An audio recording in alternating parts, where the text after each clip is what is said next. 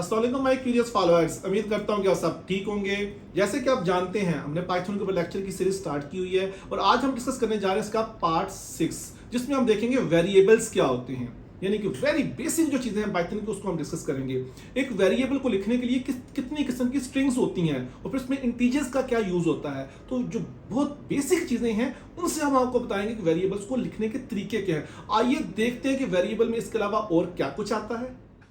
My curious students, आज का जो टॉपिक हमारा है वो है पाइथन के ऊपर वेरिएबल्स क्या होते हैं और वेरिएबल्स क्या हैं और इस वेरिएबल्स को लिखने के तरीके क्या हैं। सबसे पहले तो आपको ये पता होना चाहिए कि वेरिएबल क्या है। तो हमारे पास कोई भी जो है रीयूजेबल कंटेनर होगा जो कि स्टोरिंग करता है एक वैल्यू को, वो अपनी वैल्यू से ही पहचाना जाता है, क्योंकि हम ये कहते हैं कि वेरिएबल बिहेव करता है जो उसके पास वैल्यू है।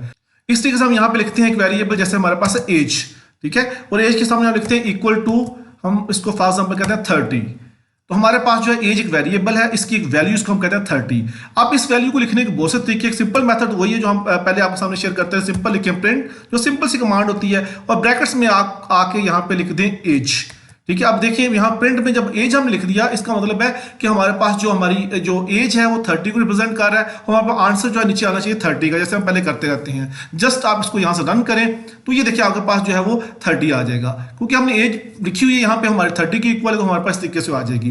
ये तो सबसे सिंपल सा वे है जिसको हम यूज करते हैं। लेकिन हमारे पास मोस्टली जब हम पाइथन यूज करते हैं तो हमारे पास डिफरेंट किस्म की स्ट्रिंग्स आती हैं, यानी कि हमारे पास जो है वो एक टेक्स्ट टेबल फॉर्मेट आता है जिसको हमें लिखना पड़ता है।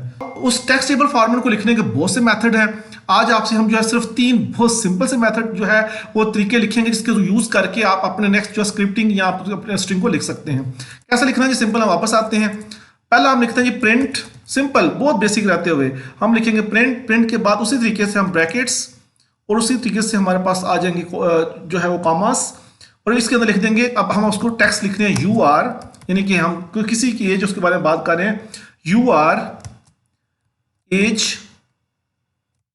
Years old. अब आप देखेंगे ये हमने एक स्क्रिप्ट यहां पे लिख दिया, लेकिन इस स्क्रिप्ट के अंदर जब लिखा तो आप देखिए बिल्कुल सिंपल सी लाइन है, लेकिन आम लाइन इंग्लिश में लिखने में और स्क्रिप्टिंग पाइथन को लिखने में थोड़ा सा डिफरेंट होगा, कि यहाँ पे आके हमें कुछ ना कुछ इसके साथ चेंज करना होगा। आप कहते नहीं, अगर इसको रन करके देख लें, सिंपल रन करें तो ये आपको यहाँ पे आपको सिंपल उसी तरीके से वो यू आर एज ओल्ड दे देगा, आपको वैल्यू नहीं देगा, ठीक है। अगर आपने वैल्यू लेनी तो वैल्यू लेने का तरीका क्या है, उसका बड़ा सिंपल सा वे है।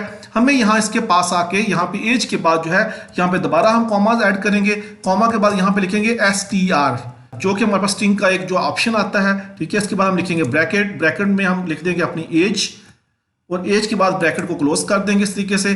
अब हमारे पास जो str की फॉर्म में हमारा जो है ये चीज बन चुकी है यहाँ पे, ठीक है। और इसके शुरू में हम लिख देंगे दोनों साइडों पे प्लस, क्योंकि हम एज को प्लस पे लेके जा रहे हैं, तो इसमें यहाँ पे भी प्लस लिख देंगे, और इसको एज के इस साइड पे भी प्लस लिख देंगे। तो आप इसको जस्ट आप यहाँ पे रख के इसको दोबारा रन कीजिएगा। जैसे हम इसको रन पे क्लिक करेंगे तो हमें देगा यू आर 30 ईयर ओल्ड, ठीक है। अब देखिए उसने हमारे एज के साथ जो हमें वो दे दिया कि हम कितने ईयर्स जो है वो ओल्ड है। उसने हमारा जो है वेरिएबल की वैल्यू अभी हमें दे दी है।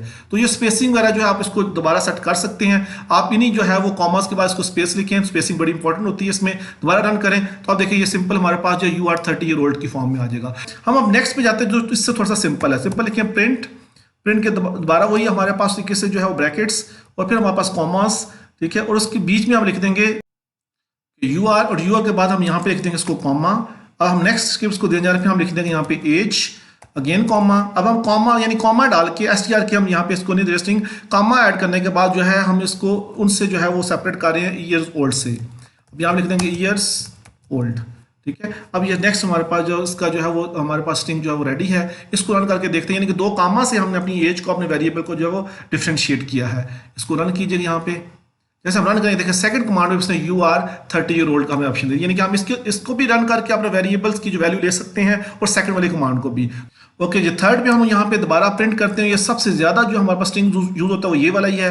उस तरीके से आपने ब्रैकेट्स, इन्वर्टेड कॉमास देने हैं। इन्वर्टेड कॉमास पहले आपने यहाँ पे लिखना है एफ, इसको हम कहते हैं एफ स्ट्रिंग बोलते हैं, और ये सबसे ज्यादा यूज किया जाता है स्क्रिप्टिंग में। यू आर लिखें उसी तरीके से हम जैसे हम पहले लिखते थे, और उसके बाद जैसे आप यू आर लिखें उसके बाद उसी तरीके से आप ब्रैकेट आपने ये वाली डालनी है, इसमें आपने अपनी एज को, अपने वेरिएबल को लिखना है। जैसे हम एज का वेरिएबल लिख दिया, उसके बाद लिख दें ईयर्स ओल्ड।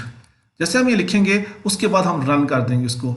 जैसे हम रन करेंगे, आप देखिए थर्ड टाइम हमारे पास ये यू आर 30 ईयर ओल्ड आ गया। तो कहने का मकसद ये है कि जब आप इस तरीके से जो है जब इस जो है स्क्रिप्टिंग करेंगे या अपने वेरिएबल्स की वैल्यू लिखेंगे तो ये तीनों मेथड्स में यूज होते हैं, लेकिन जो सबसे ज्यादा यूज होने वाला है, जो सबसे आसान है, जिसको मोस्ट ऑफ टाइम पाइथन हम यूज करते हैं, वो दिस वन, इसको हम कहते हैं एफ स्ट्रिंग।